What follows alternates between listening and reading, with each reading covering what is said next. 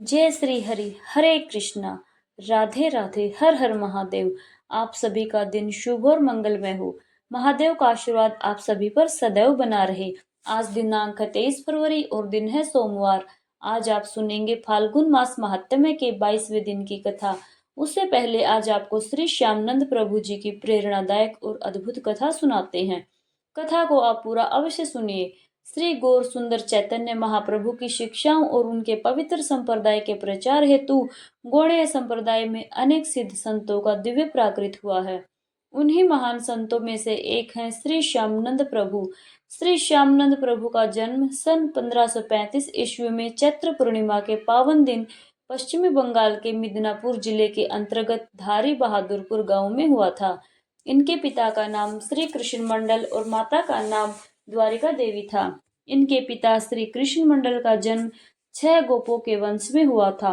उनके बहुत से पुत्र और पुत्रियां थे, परंतु धीरे धीरे वे सभी श्यामचंद प्रभु के जन्म से पहले ही मृत्यु को प्राप्त हो गए। अंतः श्री कृष्ण मंडल ने अपने इस पुत्र का नाम यानी श्यामानंद प्रभु का नाम दुखी रख दिया। सभी ज्योतिष के ज्ञाता और संत उस बालक को देखकर कहते थे कि यह अवश्य ही कोई महान संत होगा। देखने में यह बालक इतना सुंदर था कि जो भी उसे देखता बस देखता ही रह जाता। धीरे धीरे बालक बड़ा हुआ। पिता ने उसे संस्कृत भाषा और शास्त्रों का अध्ययन कराने के लिए भेजा। बहुत ही कम समय में बालक को श्लोक कंठस्थ हो जाते थे। उसकी ऐसी तीक्ष्ण बुद्धि देखकर सभी विद्वान अत्यंत आश्चर्यचकित हो जाते थे। उस समय बंगाल और उड़ीसा क्षेत्र में श्री गौरीहरि और नित्यानंद प्रभु के प्रभाव से सवित्र कृष्ण प्रेम और संकीर्तन की बाढ़ सी बह रही थी। आसपास के वैष्णव के श्री मुख से श्री गौरीहरि और नित्यानंद प्रभु के गुणगान सुनकर बालक दुखी के हृदय में गौर हरि के चरणों का आश्रय लेने की तीव्र इच्छा जाग उठी। बालक का मन सदा श्री गौर चरणों में लगा रहने लगा। इनके पिता श्री कृष्ण मंडल भी भगवान श्री कृष्ण के भक्त थे। जब उन्होंने देखा कि बालक दुखी का मन नित्य श्री गौरी हरि और नित्यानंद प्रभु के नाम संकीर्तन और गुणगान में ही लगा रहता है, तब उन्होंने बालक से कहा, बेटा, अब तुम्हें किसी अच्छे वैष्णव संत से मंत्र दीक्षा प्राप्त करके अपना जीवन सफल बनाना चाहिए। पिता की बात सुनकर बालक ने विनम्र भाव से कहा, पूज्यपाद, श्री हरिदय चैतन्य प्रभु मेरे गुरुदेव हैं। वह अंबिका कल में विराजते हैं। पूज्यपाद श्री गौरीदास पंडित उनके गुरुदेव हैं। श्री गौर सुंदर चैतन्य महाप्रभु और श्री नित्यानंद प्रभु सदा उनके घर में विराजमान रहते हैं। यदि आप आज्ञा देंगे पिताजी, तो मैं उनके पास जाकर उनसे ही हरि नाम का प्रसाद ग्रहण करूंगा। पिताजी ने कहा, बेटा, वह तो बहुत दूर है, तुम वहां कैसे पहुंचोगे? बालक बोला, पिताजी, यहाँ आसपास के बहुत सारे लोग शीघ्र ही गौड़ देश को गंगा स्नान के निमित्त जाएंगे। जब वे जाने वाले होंगे मैं भी उनके साथ ही चला जाऊंगा। पिताजी ने बहुत सोच विचार किया और अंत में बालक को जाने की आज्ञा दे दी। कुछ दिनों के बाद आसपास के लोग गौड़ देश में गंगा स्नान के लिए जाने लगे। बालक दुखी भी माता पिता का आशीर्वाद लेकर उनके साथ चल पड़े। रास्ते में नवदीप और शांतिपुर होकर वे अंबिका कल में पहुंचे। वहां पहुंचने पर स्थानीय निवासियों श्री गौरीदास पंडित जी के घर का पता पूछा और वहां पहुंच गए। श्री गौरीदास पंडित जी के घर पर स्थित श्री गौरांग महाप्रभु के मंदिर में बालक दुखी को श्री हृदय चैतन्य प्रभु के दर्शन हुए। उन्होंने उनके चरणों में दंडवत प्रणाम किया और हाथ जोड़कर विनम्रता से खड़े हो गए। श्री हृदय चैतन्य प्रभु ने स्नेह पूर्वक कहा, बेटा, तुम कौन हो? बालक दुखी बोला, मैं बहुत दूर धारता बहादुरपुर ग्राम से आया हूँ। मेरा जन्म 6 गोपों के कुल में हुआ है। मेरे पिता का नाम श्री कृष्ण मंडल है और मेरा नाम दुखी है। आपके श्री चरणों की सेवा मिले, इसी पावन इच्छा से मैं आपके पास आया हूँ। आप मुझ पर कृपा करें। बालक की मीठी और विनम्र वाणी सुनकर श्री हरिदत्त चैतन्य प्रभु को अत्यंत हर्ष हुआ। उन्होंने बालक को अपनी सेवा में अपने पास रख लिया।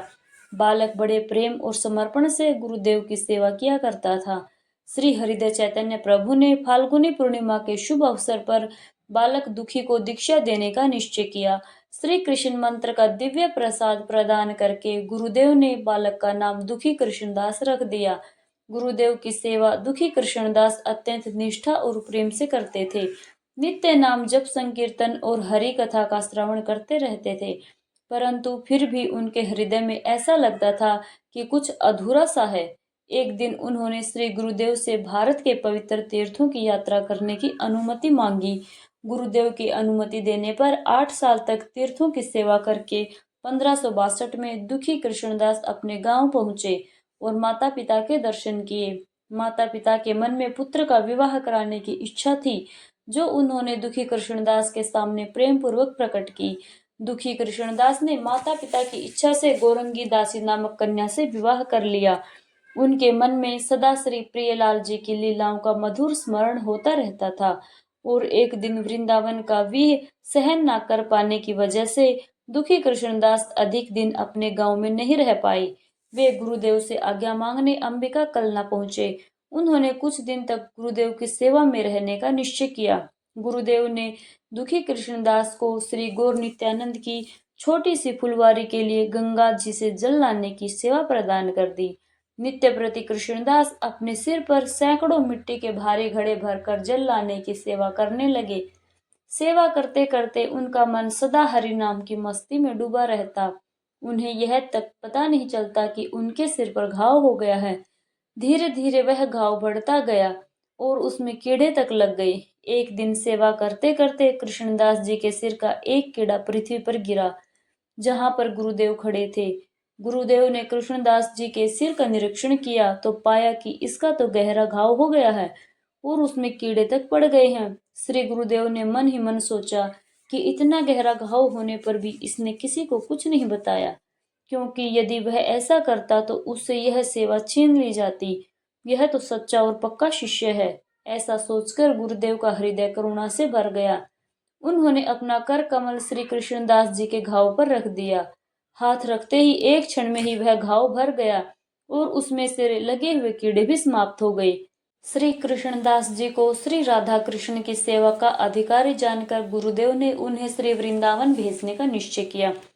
श्री गुरुदेव जी ने आज्ञा दी कि ब्रज में जाकर गोस्वामी के भक्ति शास्त्रों का अध्ययन श्री पाद जीव गोस्वामी के आश्रम में करना। तुम्हें श्री युगल चरणों की प्राप्ति होगी। गुरुदेव ने उनके कुछ सखा और परिचितों के लिए दुखी कृष्णदास के साथ प्रेम संदेश भी भेजे।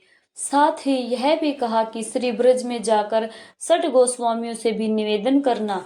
अब श्री दुखी कृष्णदास प्रथम नवदीप धाम पहुंचे। वहां श्री जगन्नाथ मिश्र, जो कि श्री महाप्रभु के पिता हैं, उनके पुराने घर का पता पूछकर उनके स्थान पर गए। वहां पर बूढ़ी अवस्था के श्री ईशान ठाकुर का उन्हें दर्शन हुआ। श्री ईशान ठाकुर महाप्रभु के घर के सेवकों में से एक थे। श्री महाप्रभु सहित उनके परिवार में लगभग सभी भगवान के धाम को पधार चुके थे, परंतु श्री ईशान ठाकुर अभी तक विराजमान थे। दुखी कृष्णदास को उन्होंने आशीर्वाद भी दिया। यात्रा करते करते दुखी कृष्णदास गया धाम पहुंचे। वहां पहुंचकर उन्होंने श्री विष्णु के दर्शन किए। इसी स्थान पर श्री चैतन्य महाप्रभु ने गुरु श्री ईश्वरपुरी से हरि नाम दीक्षा ग्रहण की थी। यह दिव्य लीला स्मरण करके दुखी कृष्णदास के हृदय में अपार हर्ष उमड़ पड़ा। फिर गया से निकलकर दुखी कृष्णदास काशी धाम पहुंचे। वहां पर उन्होंने श्री तपन मिश्र, श्री चंद्रशेखर आदि अनेक भक्तों के दर्शन कर उनसे शुभ आशीर्वाद प्राप्त किए और अंत में वे मथुरा पहुंचे। उन्होंने गोकुल जाकर नंद भवन के दर्शन किए। उसके बाद श्री बरसाना धाम के दर्शन किए। श्री गिरि गोवर्धन और यावत ग्राम के दर्शन करते हुए वे राधा कुंड क्षेत्र में पधारे। श्री कृष्णदास जी ने वहां श्री राधा गोविंद, श्री राधा गोपीनाथ और श्री राधा मदन मोहन जी मंदिरों के दिव्य दर्शन प्राप्त किए और आनंद में झूम उठे। राधा कुंड में ही उन्हें श्रीपाद रघुनाथ दास गोस्वामी और श्रीपाद कृष्णदास कविराज गोस्वामी के दर्शन हुए। श्रीपाद रघुनाथ दास जी ने उन्हें श्रीपाद जीव गोस्वामी की भजन कुटीर का रास्ता बताकर वहां भेज दिया। उसके बाद जो भी कुछ हुआ उसका वृतांत आप अगले वीडियो में अवश्य सुनिएगा। अब सुनिए फाल्गुन मास महात्म्य का आज का अध्याय। धर्मराज युधिष्ठिर से मार्कंडेय जी कहते हैं, राजन, पूर्व समय में आप स्तंभ नाम से प्रसिद्ध एक महर्षि हुए हैं, जो ब्राह्मणों में श्रेष्ठ और उपवास व्रत में सदा तत्पर रहने वाले थे।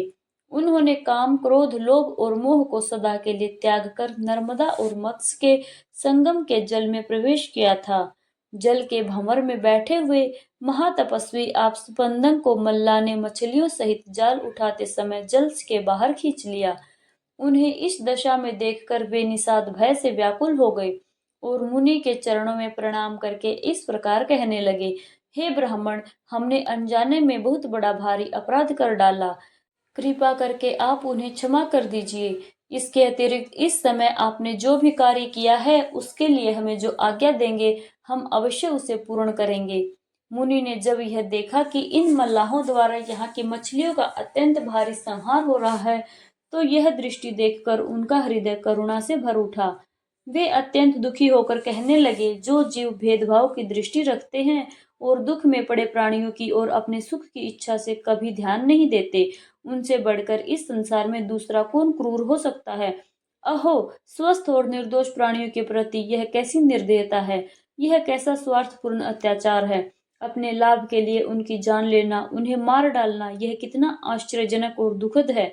ज्ञानियों में भी जो केवल अपने हित में लगे रहते हैं वह श्रेष्ठ नहीं माने जाते, क्योंकि यदि ज्ञानी पुरुष भी अपने स्वार्थ का सहारा लेकर ध्यान में लीन हो गए तो इस संसार के दुखी और पीड़ित प्राणी फिर किसके शरण में जाएंगे। जो मनुष्य स्वयं अकेले ही सुख भोगना चाहता है उसे मुमुक्षु पुरुष पापी से भी महापापी बताते हैं। मेरे लिए वह कौन सा उपाय हो सकता है जिससे मैं दुखी मन वाले समस्त जीवों के भीतर प्रवेश कर सकूं और अकेला ही सबके दुखों को भोगता रहूं। मेरे पास जो भी पुण्य है वह सब दिन रात दुखियों के पास चला जाए और उन्होंने जो भी कुछ पाप किया हो वह सब मेरे पास आ जाए, मैं उनके पाप का भागीदार बन जाऊं। इन दरिद्र, विकलांग तथा रोगी प्राणियों को देखकर जिसके हृदय में दया उत्पन्न नहीं होती वह मेरे विचार से मनुष्य नहीं बल्कि राक्षस है। जो समर्थ होते हुए भी प्राण संकट में पड़े भय से व्याकुल प्राणियों की रक्षा नहीं करता वह उनके पाप को स्वयं भोगता है। इसलिए मैं दीन दुखी मछलियों को दुख से मुक्त करने का कार्य छोड़कर मुक्ति को भी स्वीकार नहीं करना चाहता। फिर स्वर्ग लोक की तो बात ही क्या है। मुनि के ही करुणा से भरे वचन सुनकर मल्लालोक अत्यंत घबरा गए। वह तुरंत महाराज नाभा के पास गए और सारी बातें यथार्थ रूप से जाकर सुना दी। नाभाग ने भी जब यह सारा वृतांत सुना तो वह अपने मंत्रियों और पुरोहितों के साथ उस मुनि के दर्शन के लिए तत्काल वहां पहुंचे। राजा ने उन देवतुल्य महर्षि का विधि पूर्वक पूजन किया और विनम्रता से कहा, हे भगवान, आज्ञा दीजिए, मैं आपकी कौन सी सेवा करूं। तब आप स्पंद मुनि बोले, राजन, यह मल्हार अत्यंत कष्ट से अपनी जीविका चलाते हैं। इन्होंने मुझे जल से बाहर निकालकर बड़ा भारी परिश्रम किया है, इसलिए तुम मेरा जो उचित मूल्य समझो वह इन्हें दे दो। तब नाभाग बोले, भगवान, मैं निषादों को आपके बदले में 1 लाख स्वर्ण मुद्राएं देता हूँ। आप स्पंद मुनि ने शांत स्वर में कहा, राजन, मेरा मूल्य केवल 1 लाख निर्धारित करना उचित नहीं है। मेरे योग्य जो भी मूल्य बनता हो वह इन्हें अर्पित कर दो। इस विषय में अपने मंत्रियों के साथ भली भांति विचार कर लेना। नाभाग बोले, हे ब्राह्मण देवता, यदि यह पर्याप्त ना हो तो आज्ञा दीजिए, इससे भी अधिक दिया जाएगा। आप स्पंद मुनि बोले, राजन, मैं 1 करोड़ या उससे भी अधिक मूल्य के योग्य नहीं हूँ। मेरे योग्य जो उचित मूल्य हो वही चुकाओ और ब्राह्मणों से परामर्श करो। राजा ने कहा, यदि ऐसी बात है तो मेरा आधा या पूरा राज्य इन निषादों को दे दिया जाए।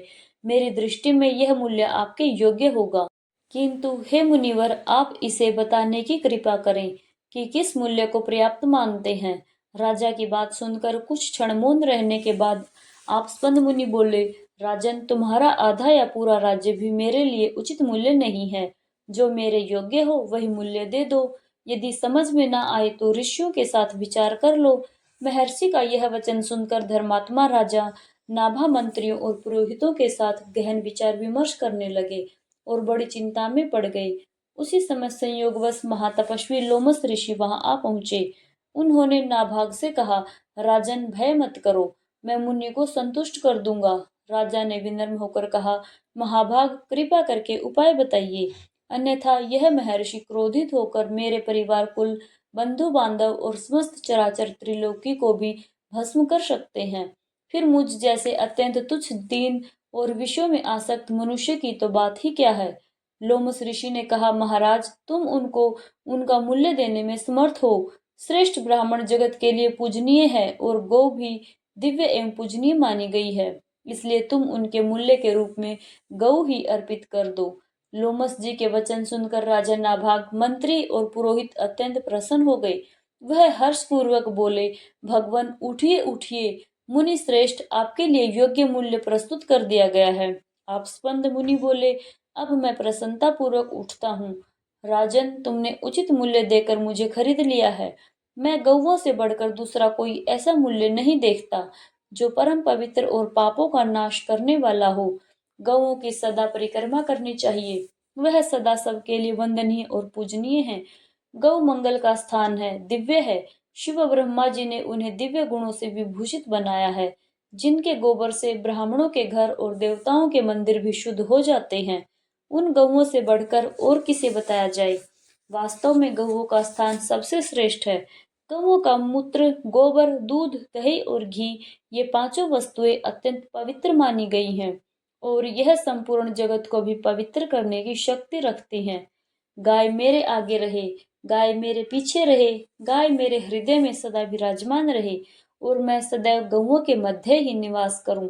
ऐसी पवित्र भावना रखनी चाहिए। जो मनुष्य प्रतिदिन तीनों संध्याओं के समय नियम पूर्वक पवित्र होकर गौओं में जागृत नित्यम इत्यादि श्लोक का श्रद्धा से पाठ करता है, वह सभी पापों से मुक्त हो जाता है और अंत समय में स्वर्ग लोक को प्राप्त करता है। प्रतिदिन भक्ति और श्रद्धा के साथ गौओं को गौग्रास अर्पित करना चाहिए। जो व्यक्ति नित्य गौग्रास अर्पण करता है, उसने मानो अग्निहोत्र यज्ञ कर लिया, पितरों को तृप्त कर दिया और देवताओं की पूजा भी पूर्ण कर ली।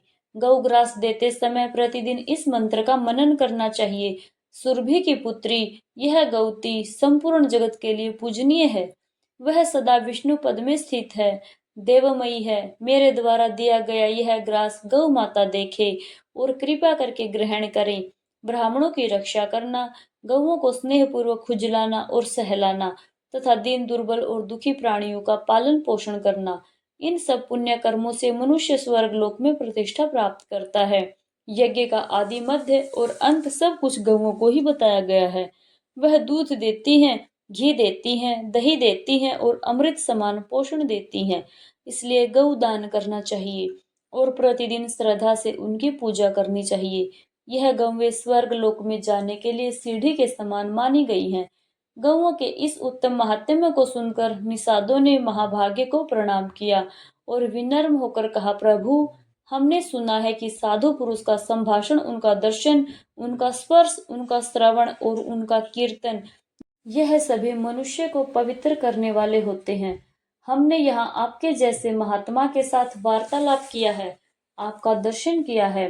अब हम आपकी शरण में आए हैं, कृपया हम पर अनुग्रह कीजिए। निषाद की यह विनम्र बात सुनकर आप स्पंद जी ने कहा, तुम लोग इस गौ को ग्रहण करो, इसके प्रभाव से तुम सब पापों से मुक्त हो जाओगे। निषाद भले ही निंदनीय कर्मों से जुड़े हुए थे, फिर भी उन्होंने प्राणियों के मन में प्रेम उत्पन्न किया। वे जलचर मत्स्यों के साथ स्वर्ग लोक को प्राप्त हुए। आप स्पंद जी ने करुणा से कहा, मैं नरक को देखूं या स्वर्ग में निवास करूं, यह अलग बात है, किंतु मेरे द्वारा मन, वाणी, शरीर और क्रिया से जो भी पुण्य कर्म हुआ हो, उसके प्रभाव से यह सभी दुखी प्राणी शुभ गति को प्राप्त हों।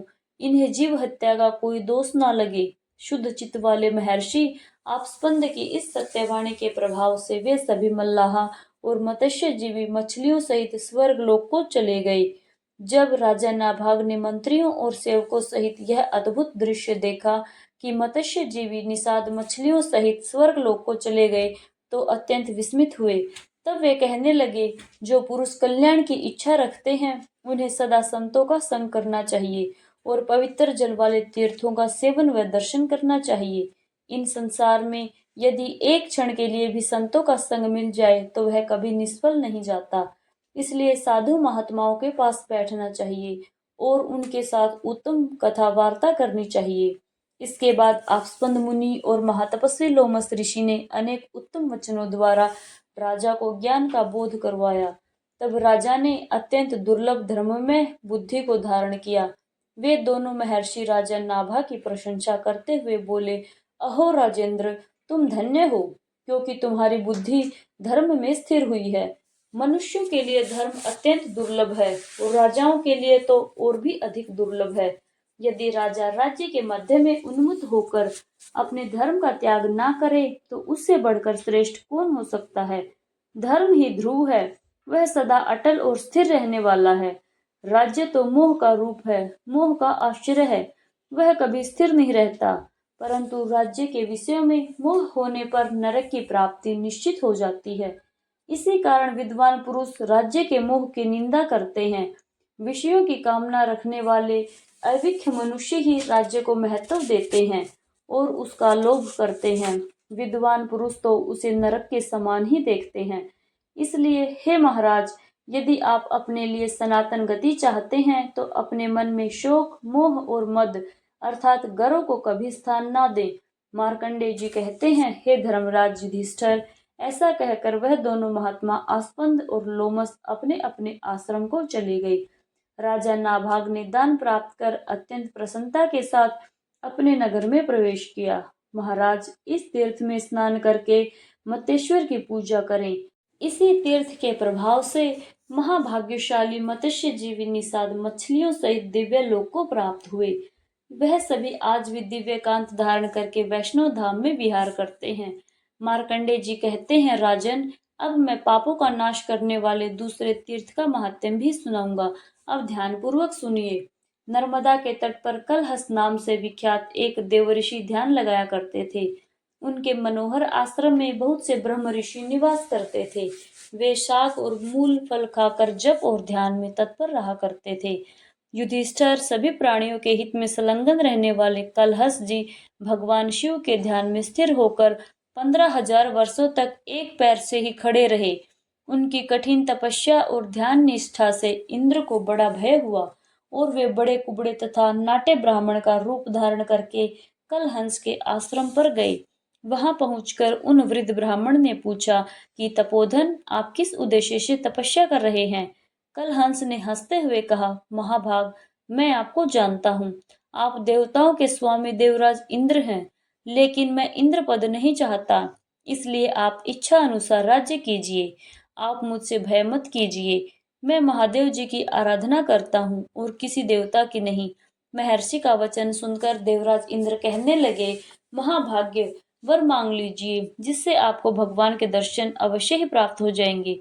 सुनकर कलहंस ने कहा, देवराज, मैं तो भगवान शंकर को छोड़कर और किसी भी देवता से किसी भी वरदान की याचना कभी नहीं करूंगा। उनके ऐसा कहने पर इंद्र संपूर्ण कामनाओं से संपन्न होकर वापस लौट गए। कलहंस की पराभक्ति को जानकर देव आदिदेव महेश्वर ने उन्हें अपने नीलकंठ त्रिलोचन स्वरूप का प्रत्यक्ष दर्शन करवाया। महादेव जी का वह स्वरूप देखकर मुनि श्रेष्ठ कलहंस ने साष्टांग प्रणाम किया और इस प्रकार उनकी स्तुति की कि महादेव, आपको नमस्कार है। हे नीलकंठ त्रिलोचन, आपको नमस्कार है। आप कल्याण स्वरूप और परम शांत हैं। आपको नमस्कार है। हाथ में त्रिशूल धारण करने वाले हे महादेव, आपको नमस्कार है। सबको जन्म देने वाले भगवान शिव को नमस्कार है। जिनका दूसरा कोई स्वामी नहीं है, उन महेश्वर को बारंबार नमस्कार है। महादेव इत्यादि नामों से जिनकी स्तुति की जाती है, उन भगवान त्रिलोचन को नमस्कार है। कल्याण की प्राप्ति कराने वाले देवता शिव को नमस्कार है। हे पंचमुख शंभु, आपको नमस्कार है। हे महाशिव, आपको नमस्कार है। ब्रह्मा जी का लोक, वन और पाताल जिनका स्वरूप है और जिनके कंठ में नील चिन्ह शोभा पाता है, उन भगवान शिव को नमस्कार है। कली और काल स्वरूप आपको नमस्कार है। श्रीकंठ नागेंद्र भूषण, आपका आधा शरीर उमा स्वरूप और आधा उमा वल्लभ रूप है। आपको नमस्कार है। आपके गुण तथा रूप अनंत हैं। आप सर्पों का यज्ञ पवित्र धारण करते हैं। आपको बारंबार नमस्कार है। शब्द, स्पर्श, रूप, रस, गंध, बुद्धि, मन और अहंकार, ये 8 तत्व आपकी 8 मूर्तियां हैं। हे अष्टमूर्ति, आपको नमस्कार है। आप ही सूर्य, अरमा, भाग, तष्टा, पुषा, अर्क, सविता, रवि, गभ, सती, मान, काल, मृत्यु और प्रकाश करने वाले दाता, यह 12 आदित्य स्वरूप हैं। पृथ्वी, जल, तेज, वायु और आकाश भी आप ही हैं।